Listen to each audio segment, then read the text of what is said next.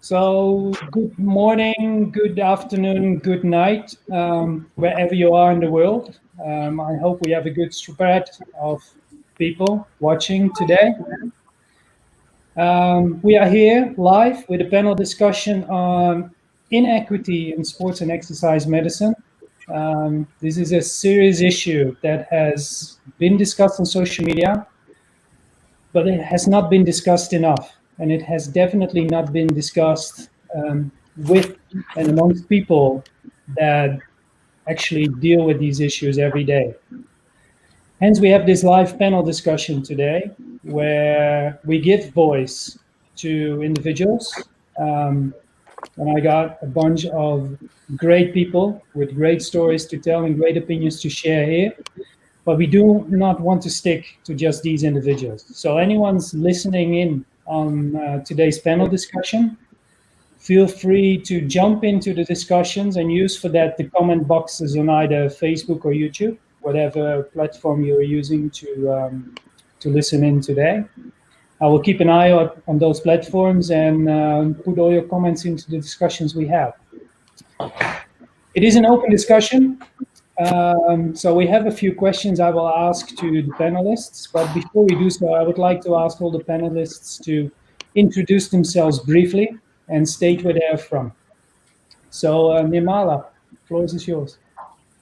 Yeah, thanks, Everett. First, I would like to begin by acknowledging the traditional owners, custodians of the land on which I stand today, and pay my respect to their elders, past, present, and emerging. I also like to extend that respect to Aboriginal and Torres Strait Islander people joining us today, if there are any joining from Australia, as well as those across the world. So my story is, I am a bit of a cultural mixed bag. I was born in Sri Lanka, and I spent first part of my life in Sri Lanka. And then my family migrated to Australia when I was a teenager. So I grew up in Australia most of my life. I've also lived in Finland because my mom studied in Finland. My family lived in Finland for a while, and I lived in Sweden for about 5 years. Last year I lived in the UK. So I've been around the world a little bit, and I traveled quite extensively as well. And professionally, I worked as a postdoctoral research fellow at Linköping University in 2018, and last year I was at Oxford University doing my postdoc. And in April, I currently work at the Australian Institute of Sport as their clinical research project officer. So yeah, that's me in a nutshell. And I just want to throw something else in. I like to ice swim, snowboard, and also travel as well. Yeah. Osman. Hello, everybody. My name's Osman. I'm calling today from sunny Bournemouth in Dorset in England. I was born about 3 miles up the coast in a small town called Poole. I travelled up to Nottingham to do my undergrad in physiotherapy, moved back home for a bit, and then went a long way away to the University of Otago in Dunedin, New Zealand to do my PhD. Since then, I've come back to the UK. I'm currently working at Bournemouth University in the sports therapy team, teaching about sports therapy to undergraduates. I'm also involved in the British Journal of Sports Medicine with Tracy, who's going to introduce herself in a second. And in my spare time, I like to sleep because I've got a little baby and she doesn't sleep that much at night time. Tracy. Hi, everyone. Greetings today from the Treaty 13, which is the traditional territories of many nations, including the Mississaugas of New Credit, as well as the Anishinaabe, Chippewa, Haudenosaunee, and Huron-Wendat peoples. For those who are used to our current geopolitical map, that is Toronto, Canada. So I'm a physiotherapist by clinical training with a PhD in kinesiology specializing in sports medicine. My current main gig is as the lead physiotherapist for the men's national indoor volleyball program here. And then I also work as an editor and co-lead for the Patients' Voices for the BJSM. as well as, various sundry gigs, including working in acute inpatient care at Toronto Western Hospital, as well as a lecturer with the University of Toronto Department of Physical Therapy. Laili. Yes, thank you, everyone. Good evening. My name is Laili. I'm from Indonesia. I'm a wife and a mother of 3 children, big children. My 2 children are in Indonesia, one with me. And my life now is between Netherlands, Bahrain. My husband is currently working here, and in Indonesia. I'm currently a PhD student under the supervision of Professor Evert. And this month it's been my 2 years of staying, that means being a student in Netherlands. I studied medicine, continued in sports medicine specialty in Indonesia, and continued now my studies in Amsterdam Medical Center. Yeah, basically that's about me. Sharif? Thanks for that. Sharif Hendricks, currently a senior lecturer at the University of Cape Town and a visiting fellow at Leeds Beckett. Also the president-elect of the South African Sports Medicine Association and social media editor for the European Journal of Sports Science. I did an undergrad in sports and exercise science, a honors degree in neurophysiology, and then switched over to exercise science and a PhD in exercise science. We can chat more about that later.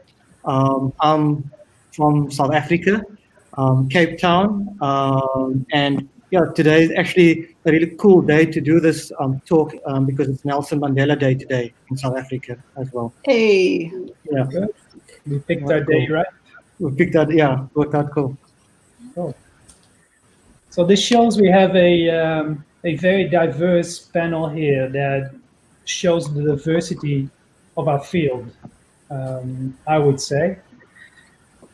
Maybe to start the discussion, what we hear often, and I also heard a little bit in Sharif's story already, is that people from, or individual, let's not use the word people, but individuals with a disadvantaged background need to do much more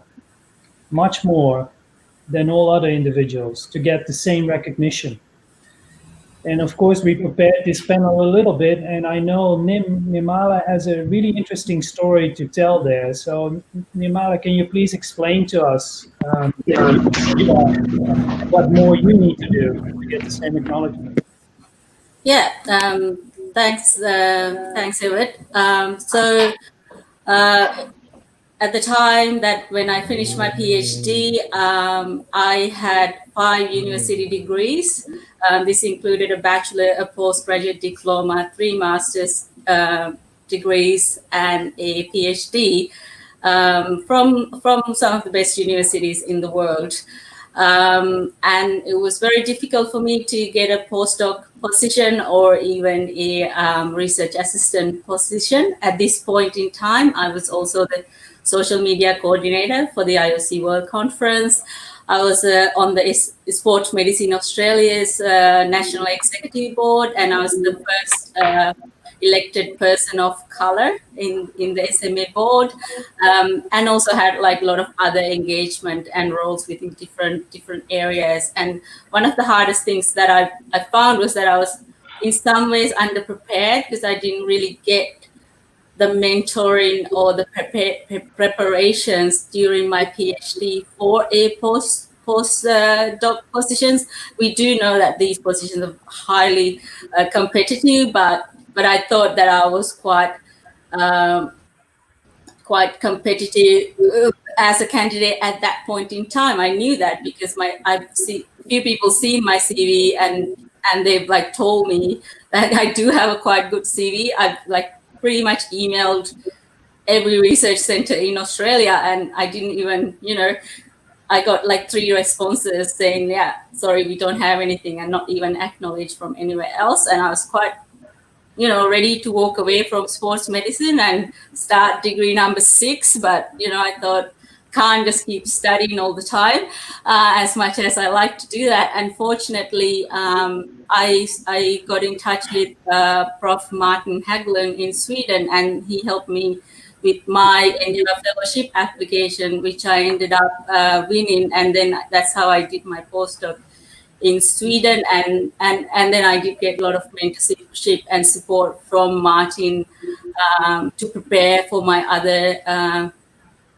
opportunities. So I felt like I had to work quite hard to be even recognized and to be heard. And a lot of the time I felt like people just didn't know what to do with me, even though, I was quite qualified, and I've been working as a university lecturer for quite some time. I had clinical experience. I had experience in public health and international health. It was a bit of a struggle, and something that really struck with me was one person said to me, he was quite sad when he said this. He was introducing me to somebody else, and he just said to me, "Oh, like, hi, this is Nim. She tend to fly under the radar." And I kind of reflect on that just before this webinar, and I thought, hang on a minute, like, it's not that me flying under the radar, it's just that your radar is not really catching me. So, yeah. Does anyone recognize him or herself in such a story?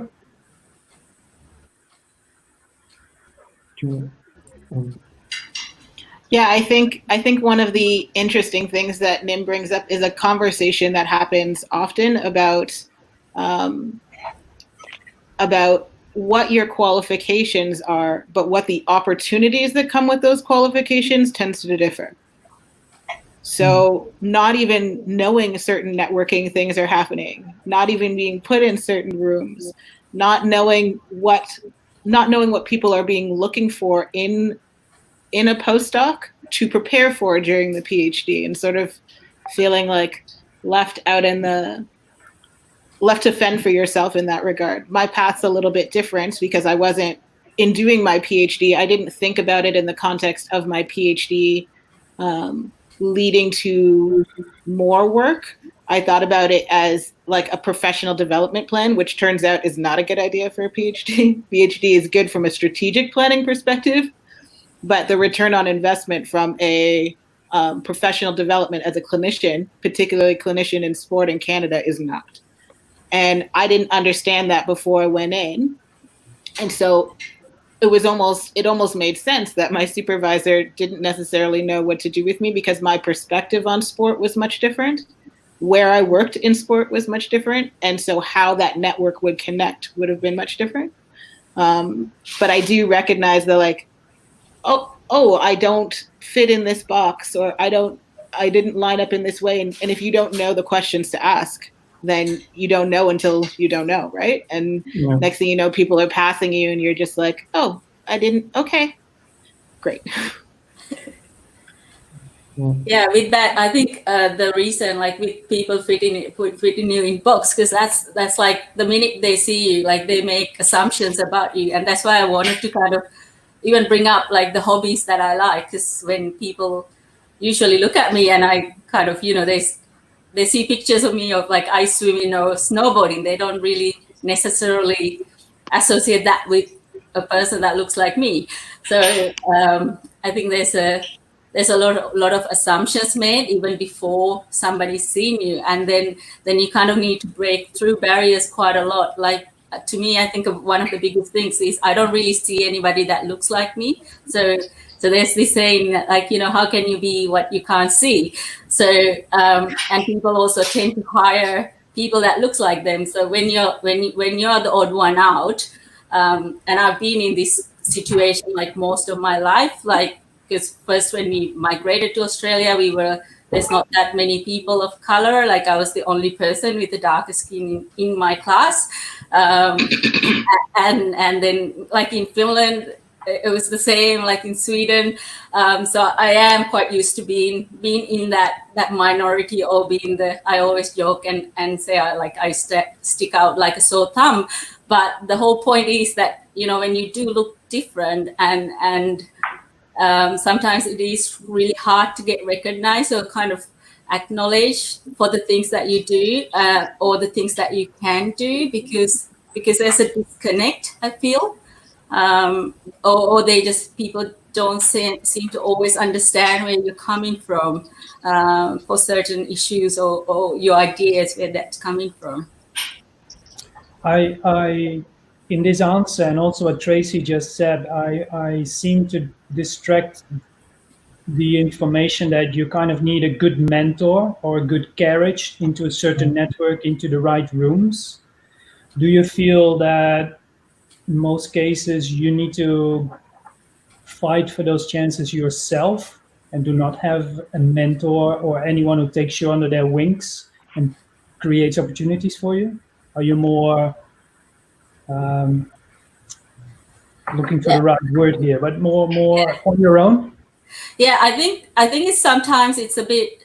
I think it's a bit of both, because sometimes you need to chance. It's not just one mentor. Like I mean, there's few others in my life, you know. But I originally didn't have any mentors, and once you get a couple of mentors of you that support, like with Prof. Krista Van Jansen Wright and Dora Papadopoulou and, you know, David Hughes, like people like that really, because one mentor can't really carry you. You need like few different mentors that support you in different ways. And it is an investment from their part, but sometimes it's like the mentors, I think, don't know what they can do for you in some ways, I feel like, and then from the other side, it's like, yeah, you want to stand out and you want to be outstanding. Like, you need to be the best of the best to be recognized, I feel like, because when you kind of look around and other people that get mentored, you feel like, I mean, I don't want to discredit anyone's work. There are so many amazing people out there, but you feel like sometimes you don't get the same favors, the same introductions as you would. But then there's no, like, you know, I don't have a light-skinned version of myself to compare against. You know, being a researcher, I would like to compare and construct, but, you know, I don't have that. And this is like, you know, our lives, and sometimes like it's a hard thing to figure out. And the thing that I kind of do is that that, you know, the right people will value you the right way. And if somebody, or if people can't see you and value, that might not be the right environment for you. So I try not to take things too personally. Like, I try my best and I try to knock on few doors, and if things don't pan out, I'm like, that's okay. Then you kind of try and figure out other ways around that, or parts that, or sometimes trying to be more clear. But it's quite hard sometimes, because you actually don't know what to say or how to say things at times. I feel, Yeah. I think Nim also brings a good point about being the only, like, when there is only, so for me, I am the only credentialed sport physio, the only Black credentialed sport physio in the country. So there has been no point in my education and development in sport physio where I'm not the only one. So how then can you tell? Is it a you issue? Like, is it that you actually don't know something? Or is there something that you're not capable of that you're trying to get? Or is there something else? There's no way to tell when there's just you. So the only thing that you, in the idea of controlling your controllables, the only thing that you can really do is sort of like buckle down and try harder, right? So, so you end up in this sort of cycle where you're like, well, the only thing I control about this is me. So let me try and do the next thing, and the next thing, and the next thing. And maybe that next thing will open the door that I'm not seeing, or the next thing will get me the introduction that I didn't know I needed, or what have you. So there's a bit of a vicious cycle that comes with it, not just in being a person of color, a racialized person, but often when we are the only, or one of the few, or the rarity, what the issue is less obvious.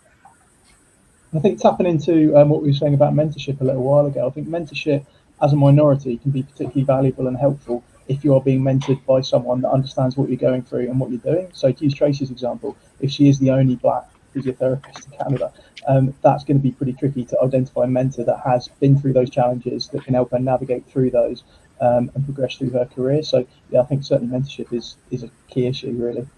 Yeah. And then there's also the power aspect of that, right? Like, in order to, in my case, I have a lot of mentors, but you're right, there's not anyone who understands this uniqueness. I would also have to have somebody who I trust with that information, who is not from that background, to help me address those things, right? So there's the power dynamic that plays in both aspects, in the getting in the opportunity and the establish, like that aspect of the power dynamic is amplified, I think, in our contexts, in a way that it's not true for everybody, but it's certainly amplified in the case of when you're seeking out that support from our perspectives. Yeah.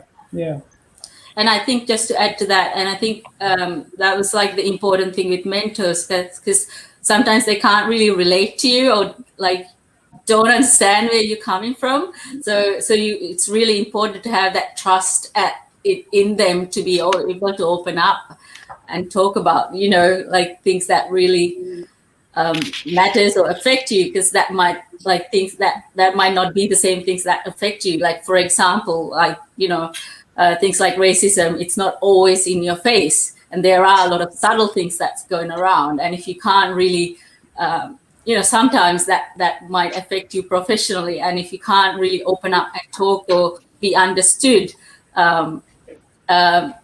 like what you're trying to say, like it makes it harder to, and it's just you being vulnerable, opening up. And if that other person can't really relate to you, or don't acknowledge that it happens, like, I mean, I've been in situations where if a white colleague would say something that's like they're being assertive, and then, if I try to bring something else, it's like, oh, there goes Nim again. She's trying to make it about her. So like stuff like that really affects. And then you kind of like don't want to speak up, because you don't want to like make everything about you, but it's still that affects you as a person. So it's finding that balance, or having, getting that openness and trust as well. Yeah, there's certainly a big area there. Othman? I was going to say, we've spoken as a group about subtle forms of racism and prejudice and those sort of things. And I certainly think that that's something that, if you are trying to explain to somebody that maybe isn't of the same background as you or hasn't experienced it themselves, it can be quite tricky. So I'm mixed race. My mum's white, my dad is Egyptian. I've been to Egypt every year of my life, but also lived in England my whole life, apart from when I was in New Zealand. The amount of times that I get asked by people, where are you really from? And that gets up my skin like you wouldn't believe. And then if I try and explain that to my friends that are English, that haven't actually had that question, it's hard for them to fully get it, because if you're born in a country and you have that identification with the country, and people are kind of insidiously suggesting that you're not quite as English as they might be, or Dutch, or wherever you're from, it's quite hard to take. And it always kind of feeds into that kind of perception that you're an outsider, you're not fully English, you're not fully Dutch, you're not fully Canadian. So I think the subtle elements of racism and prejudice, they're particularly hard to pick up on if you haven't been through them yourself and lived them. Yeah. Can I add from the perspective of South Africa? I think, and specifically UCT, since Roads Must Fall, 2015, the protest of Roads Must Fall, these issues have, it's kind of come to the forefront for the university. So a lot of the issues we're discussing now, there are actual channels at UCT now where you can find mentors or find Black academics that's been through the process, that can share some of their experiences.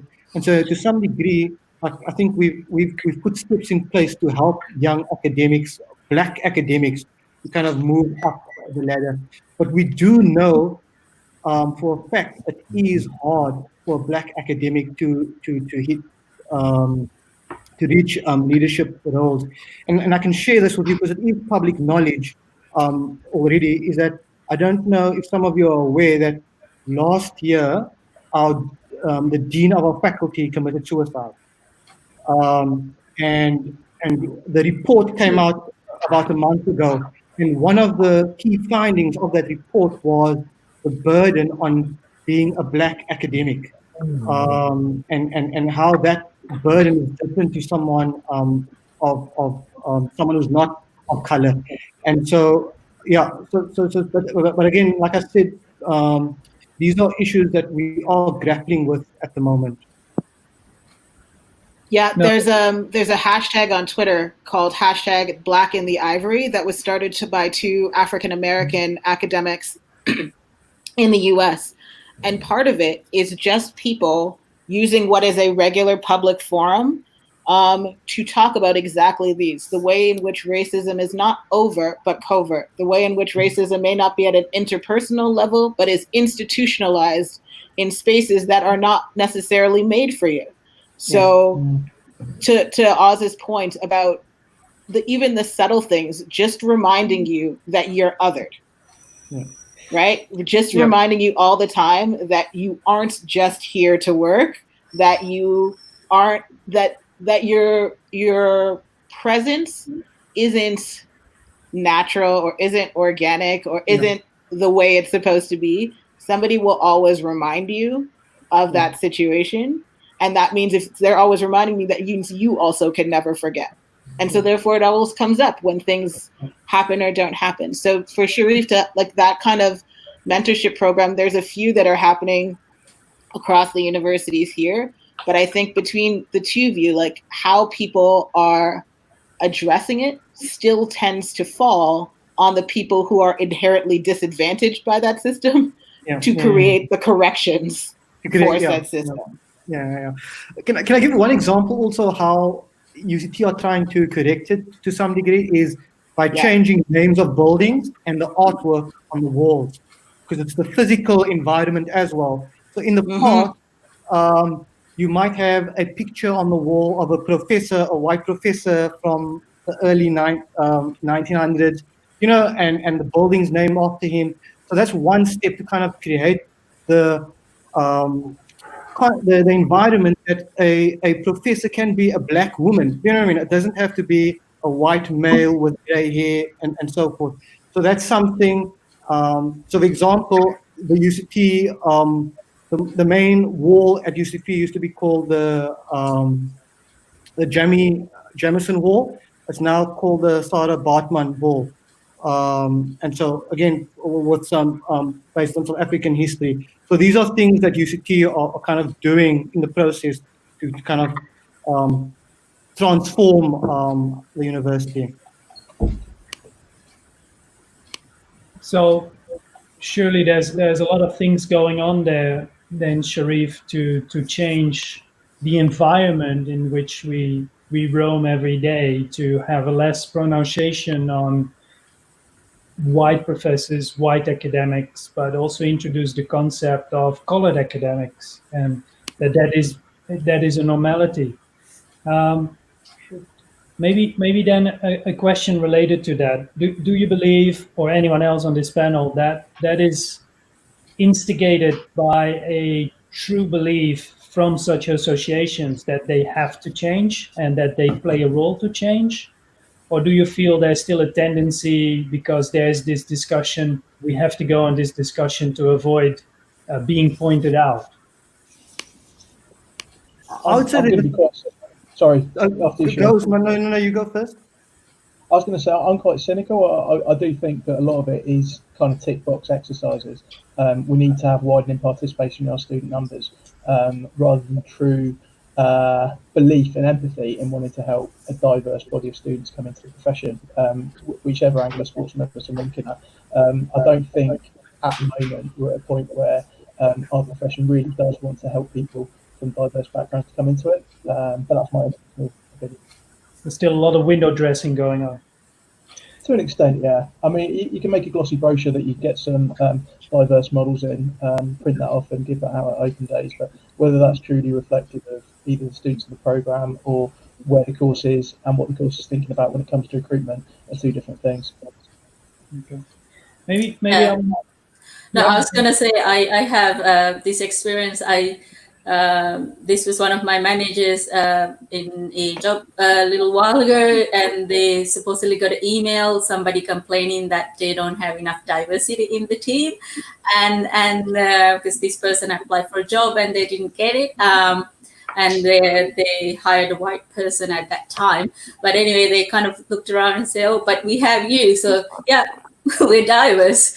So it just feels like more of a check box exercise rather than trying to have like different avenues, because and opportunities for more of a diverse workforce. And I think it's important. Sorry, Sharif, I know you have something to say. Actually, I'll just wait. You can say what you're going to say. No, you go, Tracy. Go. Okay.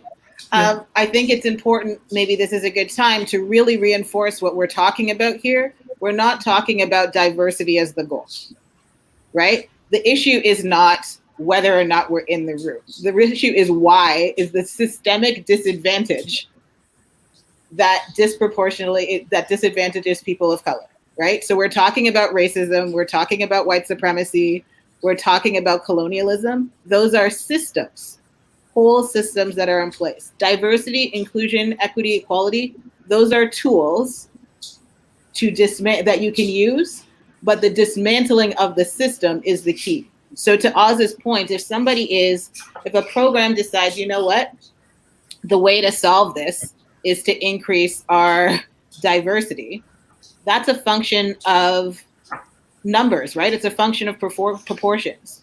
There is no power change that happens with that. It's not the goal in and of itself. So unless you're using diversity as a tool to dismantle the systems that are disproportionately oppressing people of color, then it's gonna look and feel like window dressing, and it's gonna be less impactful than your intentions first suggested. Powerful words. May I touch on a little bit of a different topic? We alluded to this in the discussion before, is that a lot of mentors do not experience what you experience because they are not in the same position as you are and as you have been. Maybe this is a question I should ask Layli. I'm a supervisor at university, and you all know me. I try to be as inclusive as I can be and understanding as I can be. But I make mistakes. I'm not in your position either. Yeah, Layli, maybe. how do you experience that? Yeah, maybe you're asking the wrong person, Everett, because I've got a good mentor who helped me with almost everything that I need when I'm in Netherlands. I agree that a mentor really influence on how you go through the PhD, because me being alone with my child, it's not an easy thing in Netherlands. And then with also my appearance, maybe you can see me wearing my hijab. It is not something, how do I say this, different to see people wearing hijab in Netherlands. So that was why one thing I chose Netherlands to further my studies. But sometimes I do feel when I'm not in my system, when I'm surrounded by a system of mentoring, which gives me a lot of support, a lot of supervisions, because if I were to say that in my own country, I don't think that I can get the same mentoring as how I get it right now. So I meet Everett once a week, which I can say I can talk about anything to him, about my life, about my children, about my feelings, about my other mentors, even. So that really helped me to be confident on myself. Yeah, even though maybe when I'm outside the system, when I see other people who don't really know me, so that thing happens. The feeling of being not the same, being different, and more struggle of being accepted. So that is my feeling. Okay.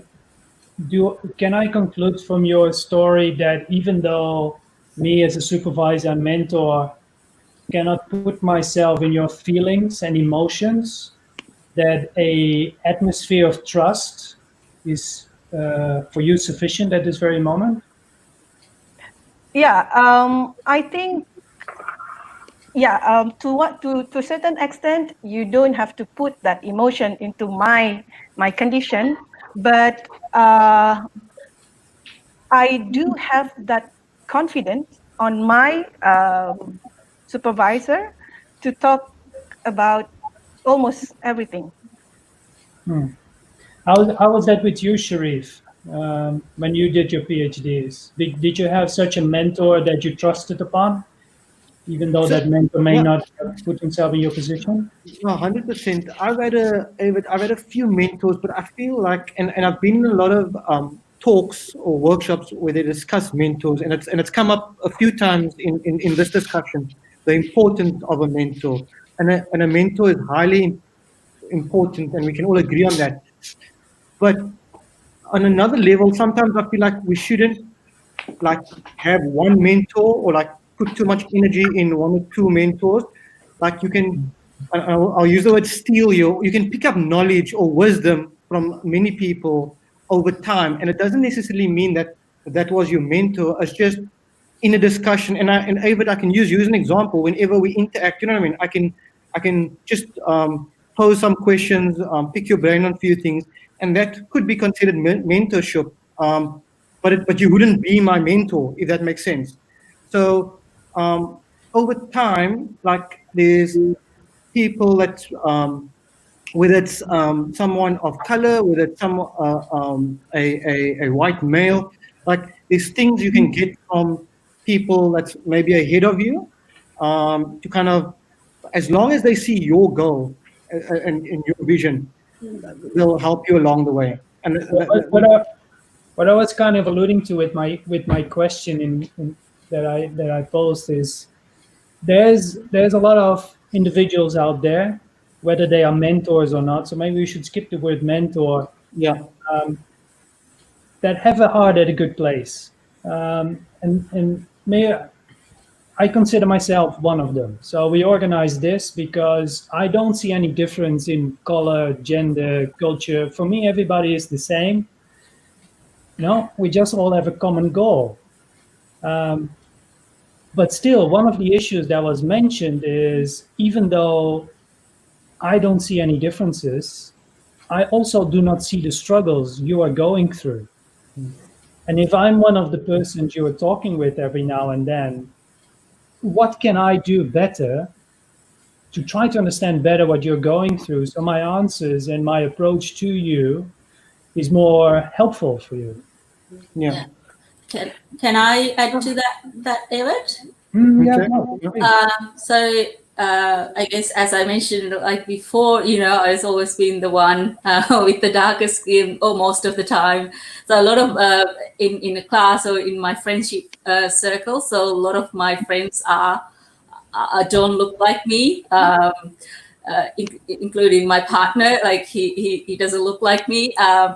But so there's some of the things that I might be tuned to that they, as you said, like they might not always see, because like for example, you go to a shop and you've been followed, or things like you're waiting in line to get served, and then you had to wait a little longer than sometimes, or before get acknowledged, like stuff like that. But with the things with my friends is like, when I see these things, like I can actually speak to them frankly, and kind of, and now like I'm at a point that my friends are like, if there's this kind of subtle behaviors, like they pick them even more than I do at times, and because they are kind of aware of what I am going through, or that all these subtle racism type of stuff. So one thing that the listeners, if you want to expand your horizons in a way, it could be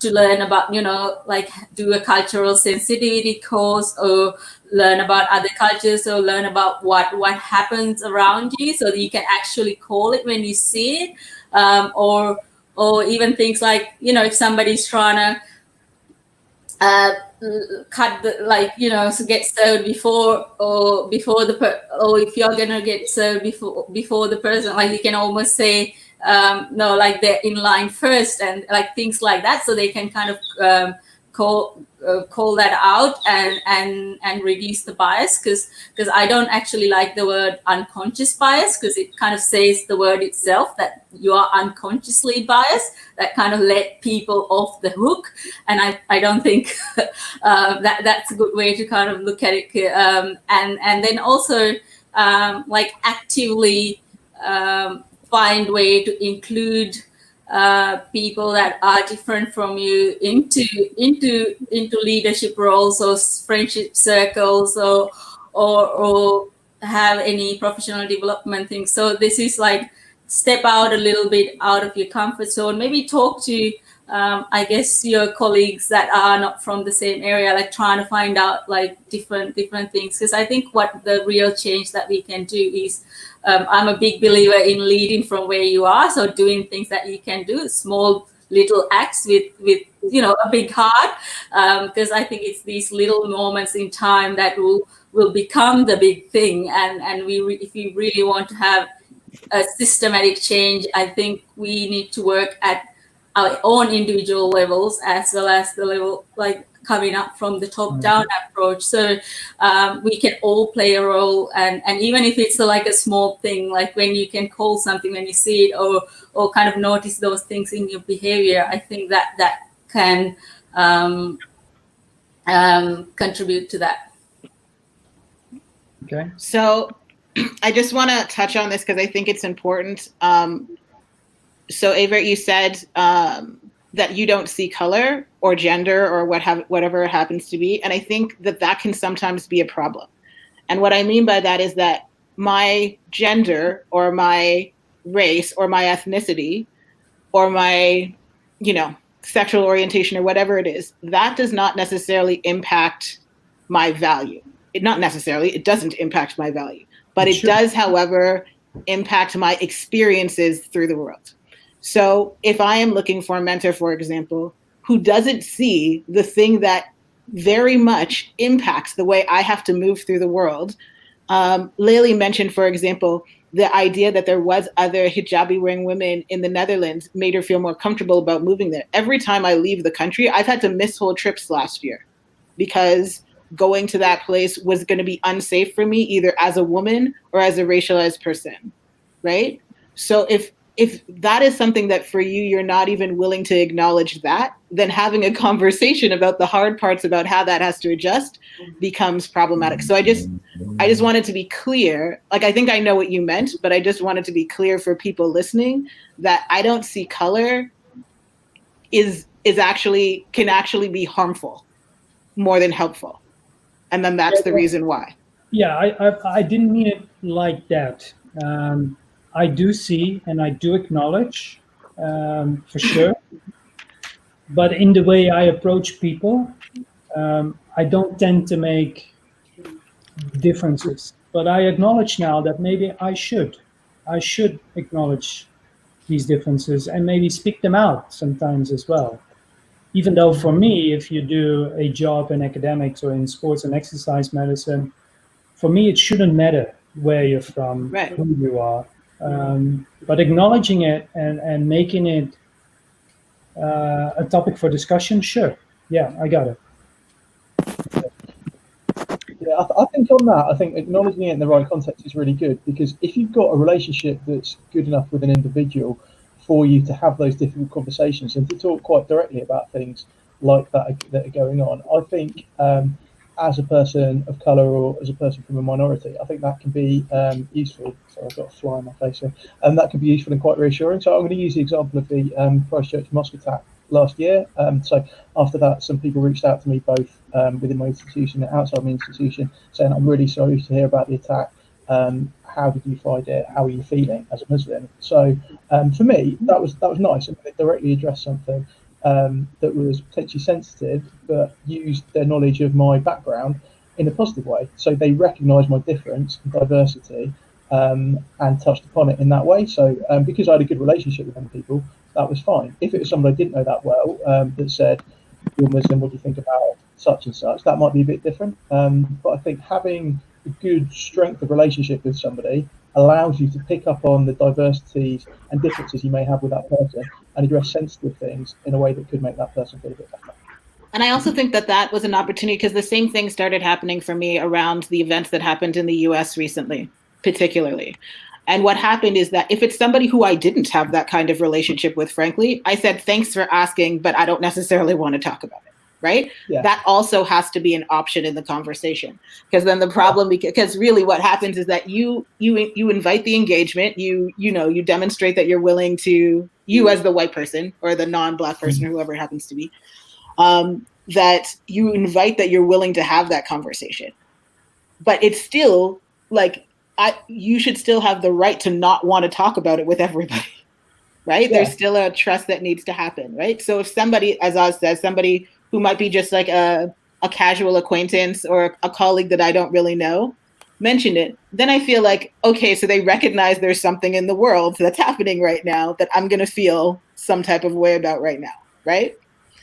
But I think it's also important that people don't feel like just because they're ready to talk about it with me, I also need to be ready to talk about it with them, right? Like, I think it comes back again to, we're saying it over and over again, but the trust component and the power dynamic component of this, I feel like can't be overestimated in its importance about how progress is made, both at the individual level and at the institutional level. Maybe I just want to add regarding the mentoring again, other than mentioned by Tracy about trust, one word I would say is how the mentor could give a safe feeling to the person who is under him or her. Yeah, this is what I feel now when I'm in Netherlands. I feel that safe. I feel the feeling of safe, mentored by Everett. This that word is another thing. Oh, thank you. well, that the word safe, it means like you are not intervene with everything, but in terms of what are needed, other than the academic things, Everett helped me even in my housing and all those stuff. So these are what we call as safe. Okay. There's a a quote from, so Amy Arundel is a therapist, I think many of you know. And she said this thing in a talk a couple of weeks ago, and I have not been able to let it go. And it's, the quote is that trust is built in promises made and kept. And as I'm listening to Lily talk about Everett and listening to, like, all of these are opportunities, right? It's not that you're going to be perfect. No one's expecting perfection. You're never going to get it right all the time. Yeah. But can you be consistent in the effort? Can you be consistent in the trust building? Can you keep even the small promises to keep confidence, to see you as a whole person? Those happen in the small moments, not just in the big ones. And as I'm listening to Lily talk, that's what that sounds like to me. I'm just going to call out one of my occupational therapy colleagues at the university, a lady called Bernadette, who's fantastic. I get an Eid card off her every year. Every single year she gets me an Eid card. And it makes me feel fantastic that she's thought about me at a time of year where not many other people in rural white Dorset are particularly thinking about Eid, that she's actually gone out, bought something, written my name in it and given it to me. It's so good. Little acts like that, I think, make a huge difference. Yeah.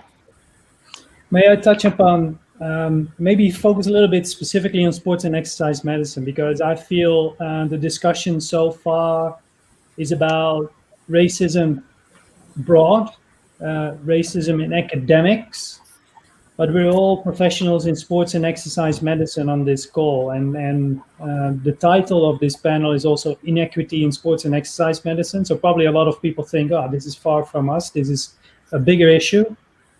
Do you have any examples where racism and inequity plays definitely also in our field Tracy just mentioned already that last year she couldn't travel to certain places because it was simply not safe of her to do so.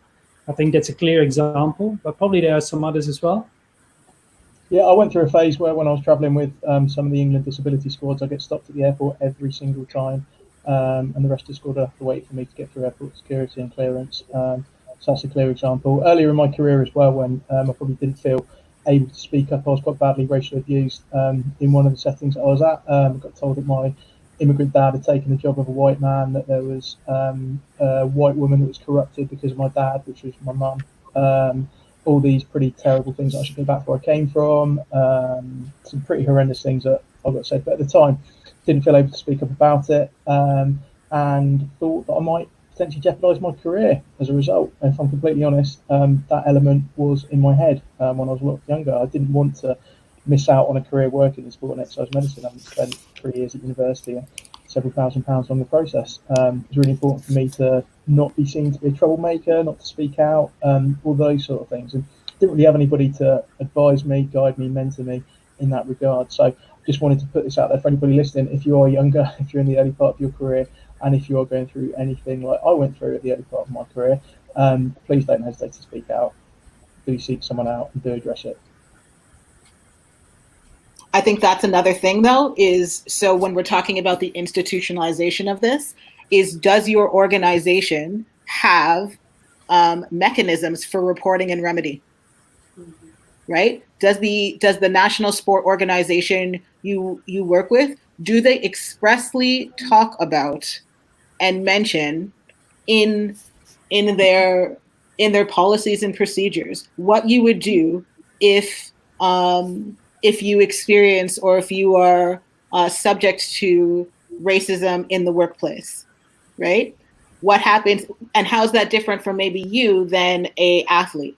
If they are not listed, if they're not explicit about it, then a lot of these like death by 1,000 cuts things we've all been describing, those kinds of things don't get reported because there's nowhere where people are like, well, can you prove it? Yeah. What exactly was it that was racist? Well, it didn't seem racist to me. Right? So one of the first things that every organization needs to be doing, like an actual action plan, needs to be looking expressly at what their policies and procedures are for reporting and remedying to the person who's been harmed. And I think that it actually falls, I've had a couple of conversations about this recently, that kind of thing actually falls under the burgeoning topic of safeguarding. Right? So what does safeguarding look like? What is intentional harm? What is intentional injury? What is abuse and harassment? All of this needs to be not just sort of couched under the umbrella, but explicitly discussed. Because what it is essentially is an abuse of privilege and abuse of power, regardless of the actual system of oppression that's being in place. And so if you don't have a report and remedy strategy for it, then people are going to, as Oz did, they're going to make the choice because it's not safe. Either financially it's not safe, physically it's not safe, emotionally it's not safe. They're going to end up swallowing it. And how many people are we losing in the process, be it staff or athletes, because of it? Yeah. Can I actually, and this is currently happening at the moment, and Tracy hit the nail on the head there, is like there needs to be a channel where you can report it and it gets acted upon. Essentially, there's something happening at the moment in South African cricket where a cricketer came out saying in a previous World Cup, he said he felt there was some acts of racism upon him, and he reported it to the captain, and the captain said maybe it's just you, or it got brushed aside in a way, or maybe you interpreted it wrong, or something to that effect, and nothing really happened after that, and it's all coming out now, and it's a big debate well, not debate, but he's coming out now on social media and how he was treated. I think there's been, without even really counting them, I can think of at least a half a dozen to a dozen stories just in the last month, some that have been re-upped, but some that are new and people are coming out for the first time, of athletes describing many of these events. Especially, I live in North America, so with the events that are happening here, many athletes are speaking out. And particularly, I think Avert and Oz both talked about this earlier about like the window dressing actions. So as George Floyd's murder happened and people started putting up their statements of solidarity, many athletes here were like, where was this statement of solidarity when I was being taken up by that same police force and tased in the parking lot? Where was that solidarity when I made a report of racism that is a year later has not been addressed? And so I think what we're seeing now is that, again, it's promises made and kept. What are you doing when nobody's paying attention? What are you doing when the only impetus is comfort, or the only barrier is comfort, and you're not in the middle of a crisis? Yeah. And people are speaking to that, and I think in ways that they never have before. Yeah, because if one person speaks up, that may empower other people to speak up as well. This may refer a little bit to almost off topic, I would say. If you look at organizational change, there's a seminal paper from a long time ago, and they say you need a burning platform for change to happen. Mm. And maybe what happened a couple of months ago has been a burning platform, one of many, but finally the one that have people speak up. And now that more people are speaking up, it helps other people to engage in the discussion. So I feel that discussions, also like the one we are having here, are vitally important to keep the discussion going and not let that fire quench again and it goes back to the trenches. So this is really, really important. But that burning platform definitely has been there. Completely agree with that, but as well as keeping the discussion going, we need to try and advocate for change and bring change around. So look at what we can do to increase diversity within the profession and introduce, I suppose, anti-racist policies, as Tracy's talked about in the past, to try and address a lot of that. Mm-hmm. I think part of this too, obviously, those of us who are on the call, all of us on the call have thought about this for more than a hot minute. But I think that that's part of what needs to happen. There needs to be a level of reflection and accountability to what has happened before. Like, we can't acontextualize this, right? Like, we need to actually look at what's been done before or not, and how that contributed to how we have gotten to this point, because those are the lessons that we need to use in order to go forth and make change, right? Like this, you're right. Like, this is a moment we're sort of at a tipping point, so to speak. The moment's come to a head, but we didn't get to this moment just 2 months ago, right? Yeah. We've been building to this moment over time, and if we're not willing to, when I say we, I mean sport and exercise medicine as a profession, as a sector. If we are not willing to look at how we have contributed to this moment at the individual level and at the institutional level, then any change that we purport to make, any change that we promise to make, or any changes that we do make going forward are going to be unsustainable and ineffective. True. Good point to make.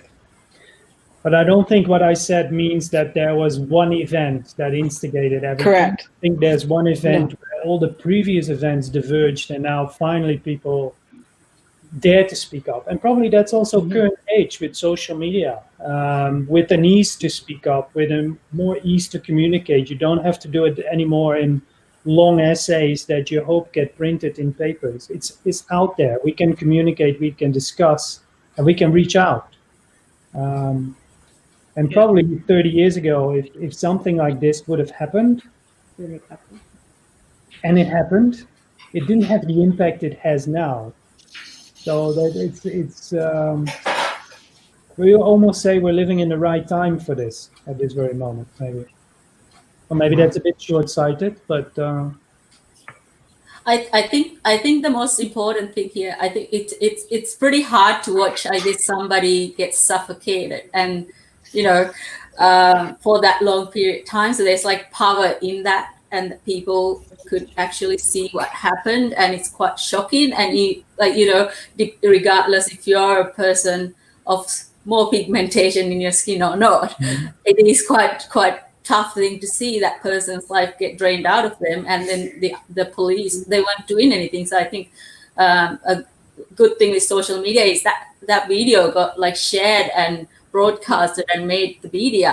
But racism's always been there in the society. Like sometimes it's more pronounced than the other times, but people are the good thing is people are starting to be a lot more aware and educate themselves around that. And the good thing that we saw with the marches and everything, it was not just the Black people marching. There was like everybody. There's black, white, green, yellow. There's so many. Like it's just the whole community is starting to come together, because it's not a problem for just the persons of color. It's a problem for the whole society. And I think a good thing that I saw was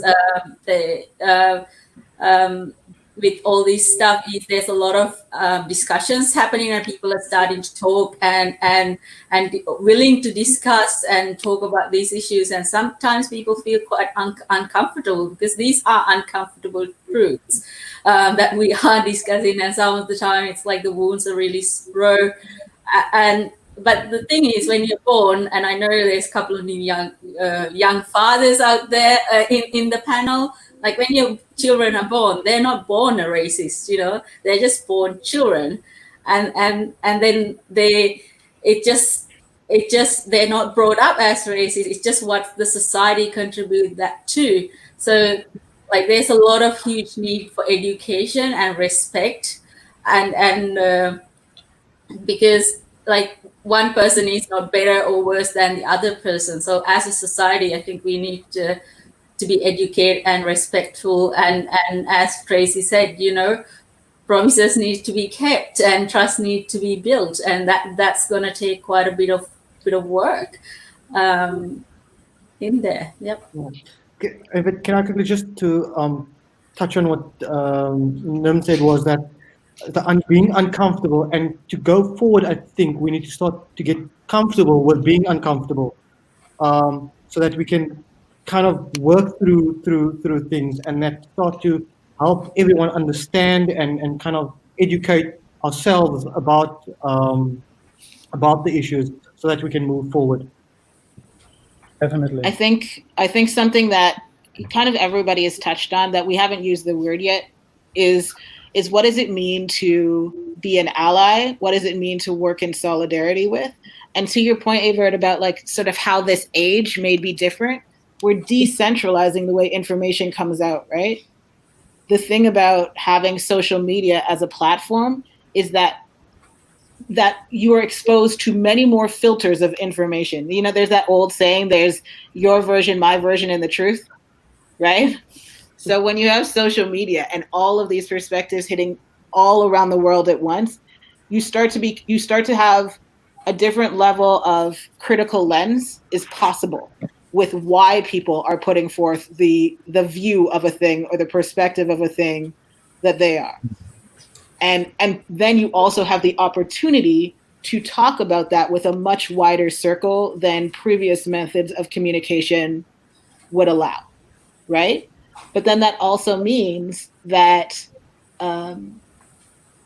when you're at the point where action is possible and you're ready to take action, that you cannot then turn around and re-centralize yourself in that action.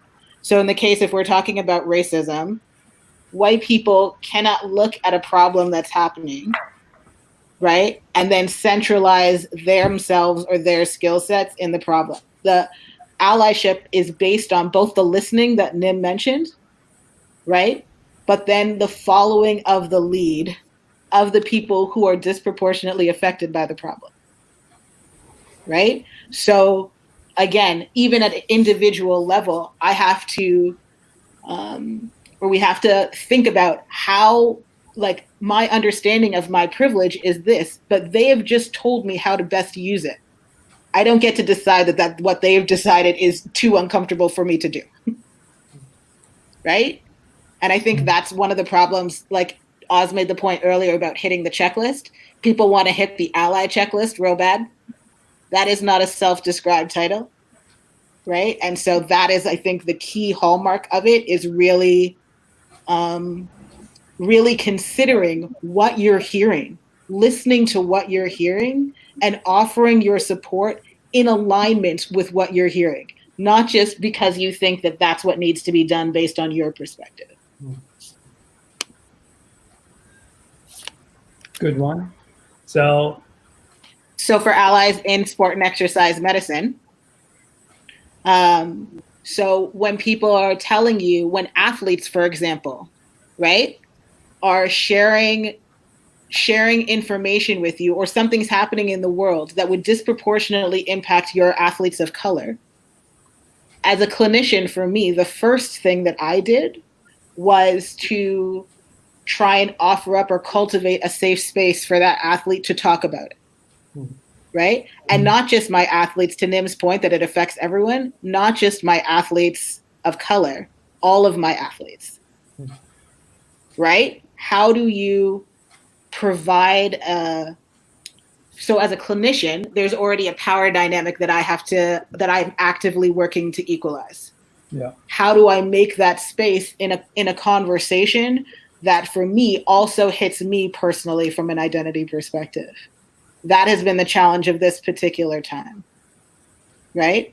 That perhaps my other colleagues who are also doing the same thing don't necessarily have that other burden to contend with.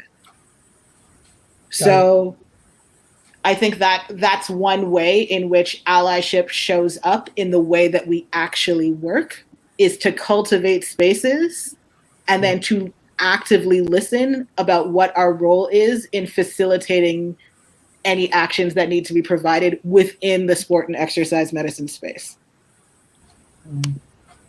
I think if you're a white clinician working with a completely white squad, living in a white country, then probably a lot of what we're talking about today may not directly affect you. But I think if you're working with any degree of diversity within your squad as a clinician, just have a think about what those athletes that you're working with may be thinking or feeling or experiencing around certain world events, or just through their day-to-day existence and day-to-day life. Acknowledging that and maybe factoring that into how you speak to that athlete, how you guide that athlete, and how you work with that athlete may help them just as much as reading the latest systematic review on whatever thing you're doing with. I mean, these sort of things are really important. Athletes are humans. We're humans. That's why we're here talking about it today. So these issues will affect them. So as a clinician, I think if you're working with a squad, having a good awareness around that and feeling your way through that, I think would be a really good take-home point.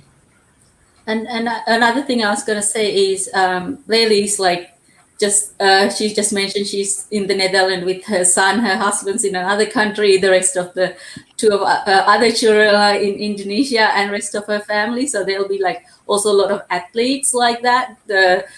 Maybe they're playing in Europe, but their family might be in another part of the world, or your colleagues and clinicians. So we kind of really need to take the time and the space to check up on them, because it's quite hard, especially during Corona or COVID-19, when they're alone and going through significant things. So just being mindful of those things and offering support, even learning things like Oz mentioned, knowing when it is, or just learning a couple of words and stuff, like offering support or finding things that they like even those little things that really matters, because that kind of lets you connect in a more human way with people, that those connections are really important. I would like to further your statement, Yamala. It's other than the racism again, I would talk a little bit maybe about beliefs of people, of the athletes also. How we should maybe know a little bit about their beliefs. Let's say in Islam, we pray 5 times a day. So how we can give that, well, not giving the facility, but to understand how these people are able to practice their beliefs. Another thing is with the hijab. There are still some sports which ban the games of women wearing hijab, which I think if that is there is no reason of safety, and banning it, it is something that is intolerable in I think. So yeah, let's say in Islam 5 days a day, or maybe in Hindu, there are some people who don't take beef and all this stuff. So if we understand the differences of beliefs among the people, among the athletes, that is going to be also important. I think what Nim and Lily is both, sorry, Sharif, go ahead. I just No, jumped in. go for it. I was going to say what they're both speaking to that resonates really strongly that we haven't talked about yet is intersectionality, right? Mhm. The idea that there's a construct where there are going to be people who live at the convergence of multiple systems of repression, right? I think one of the first cases, as you were talking, that I was thinking of was Ittijad Muhammad, who is the fencer from the US, and why she chose fencing. And because the uniform that she was allowed to wear allowed her to still maintain and adhere to her religious practice. I thought about Alison Felix and how somehow it was like 2019 before we realized that we don't have maternity regulations and protections for athletes after they've had children, right? So these are particular things, the issues around castrosomania and athletes with developmental sexual disorders. And so thinking about how all of these things, like you said, not just race, but how race feeds into other issues, how inequity shows up, period, in our athlete population. It sounds incredibly complex when you try to deal like with one at a time, and it would get untenable very fast. I think what we need to do is, that's why it's so important to think about process, to think about how we work through the thing, not just the goal we're trying to get to at the end. Yeah. Sorry, Sharif. No. I was just going to add on, we were talking about the clinician-athlete relationship, but something we mentioned earlier that needs to kind of, for us to move forward is make sure that the environment or the organization is open to discussing these things and creating the right channels so that change can be affected. So that it's not just I'm only going to speak to Tracy about racism because Tracy listens. You know what I mean? It needs to be, and it's all behind a closed door in a way, because it's too uncomfortable to talk about. There needs to be an environment where we can talk about it and move forward. Sure.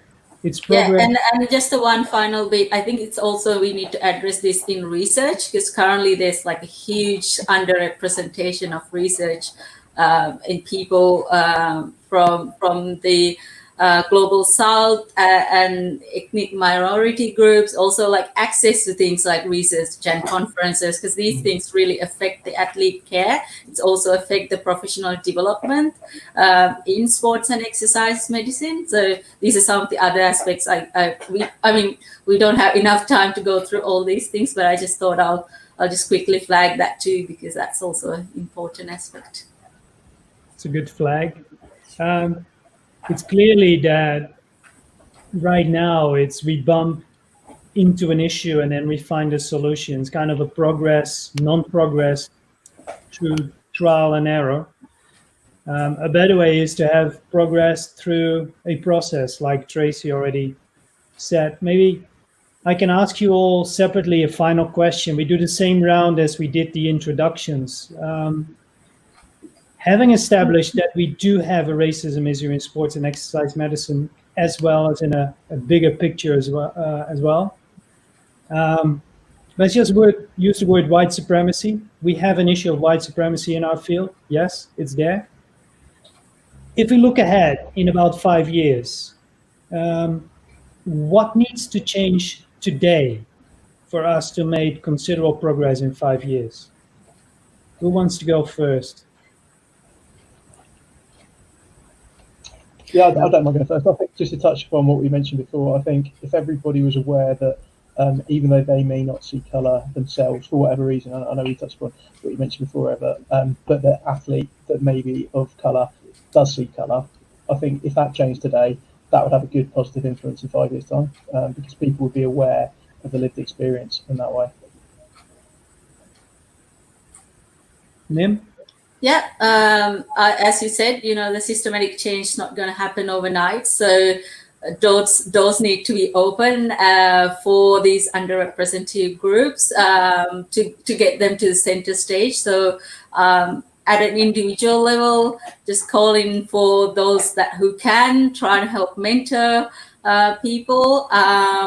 So there's paths and for people to come up and have some leadership structures and pathways, so people actually get upskills and mentored into these positions as well. And also just the last thing, shouting out to everybody that's tuned in, and a challenge: call or text or email one of your colleagues or of color or from ethnic minority group and check in with them, and so you can continue this conversation. Sharif? Yeah, if we want to, 5 years is a short period for change, for real change. No, I said progress. Progress, sorry. So for argument's sake, if we had to put in things today to help progress for the next 5 years, I'd say we need to open more platforms like this. So for example, the next conference that we're organizing, make sure there's maybe a session where it doesn't have to, again, just a panel discussion or something where we create openness and awareness to discuss these matters. And again, feeling uncomfortable or being comfortable with speaking about things that are uncomfortable, essentially. Leili? Yes, as an individual, I would second Sharif with his words, to be comfortable with the uncomfortable being alone, being different, and for the organization to open up with diversity, and also the importance of the power of media. That is also most important. I think the word that keeps coming to mind as I was listening to everyone is transparency. Everybody has to become more transparent, not about just what they know or don't know, but why.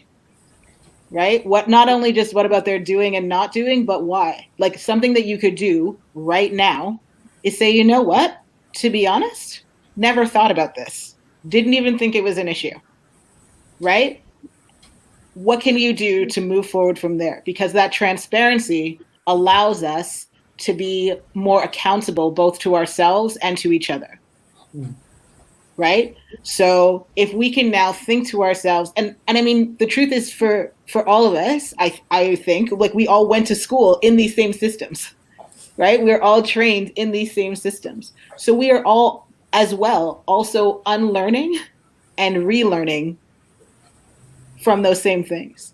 And so if we could all be just, again, to Sharif's point about being a bit uncomfortable, but also a bit brave and a bit vulnerable in doing a little bit more of that work out loud in public, not necessarily like the whole Twitterverse public, but outside of maybe our normal circles. I think that becomes important in progress because now we're being transparent out loud, we're being accountable out loud, and we're learning out loud, which will help progress happen out loud. And I think that the problem with lists for a long time is that no one has been willing to say anything about anything. And so we can't regress back to that.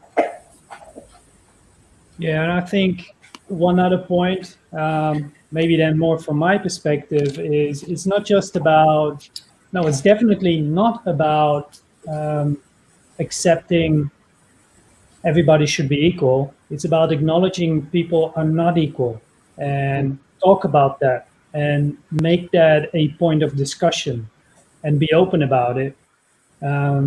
Because if you just consider everybody equal, this is not going away. It will stay under the radar. So be open and talk and shout out. And yes, that may be uncomfortable at times, definitely will be uncomfortable. But that's the process. And if we can do that, I'm sure we made progress in 5 years.